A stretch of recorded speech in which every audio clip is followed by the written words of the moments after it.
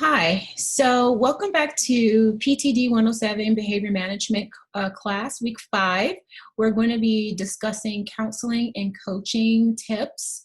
So for this video, we are going to concentrate on these 4 tips for now. Tip 1 is going to be mindful listening. Tip 2, we're going to talk about open-ended inquiries or open-ended questions, which is an area that you should have already looked into or at least talked about prior to now, and may have also done an assignment on it. But we will talk about it in a little bit more detail, just in case there are some individuals who are a little bit unsure of their abilities to write open-ended questions. Tip 3, we're also going to talk about the perspective reflection. And then step 4, we're going to talk about establishing trust and rapport, or how to establish trust and rapport with your client. So first, let's look at mindful listening. Mindful listening is a way that we actually will be listening to the clients. We're talking about a critical component to building trust and rapport between you and the client. And it is important, this is an important element in improving the quality of the conversation between the client and the trainer, okay? So in this case, the trainer is going to be establishing that relationship, fostering it. And this is mostly, a big part of being non-judgmental here, having non-judgmental awareness also during this particular time in your interview process with your client. So we just want to make sure that we're paying attention. We want to listen, but we also want to make sure that we're just taking note of certain important tips that we might want to come back to later on. And because it's going to be really important that we do that.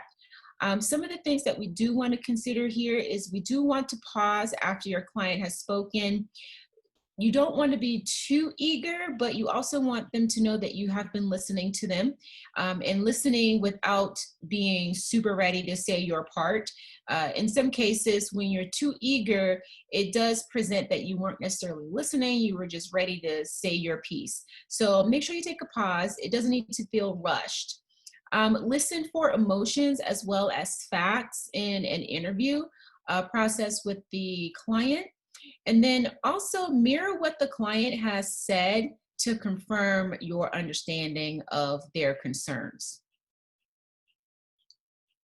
When we look at open-ended inquiries, like I mentioned before, these are open-ended questions, right? So we've talked about closed-ended questions. Closed-ended questions typically are questions that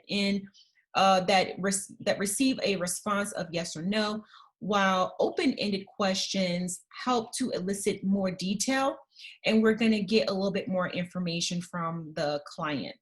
Okay, so we do want to consider these types of questions because they're going to help us in 1, with the interview, 2, learning more about our client, and then 3, we may not have to continuously ask a bunch of questions because we would have gotten all of the response that we needed, and the interview can go by much quicker. Okay, so think about the type of open-ended questions you would want so that we can gain the most possible information to try to keep the interview as short as possible, but still gaining all of the knowledge that we need to be beneficial to help the client. When we look at the perspective reflection, we're looking at asking too many questions, okay? And too many questions in a row, almost like interrogating the client, okay? So perspective reflection is another form of listening.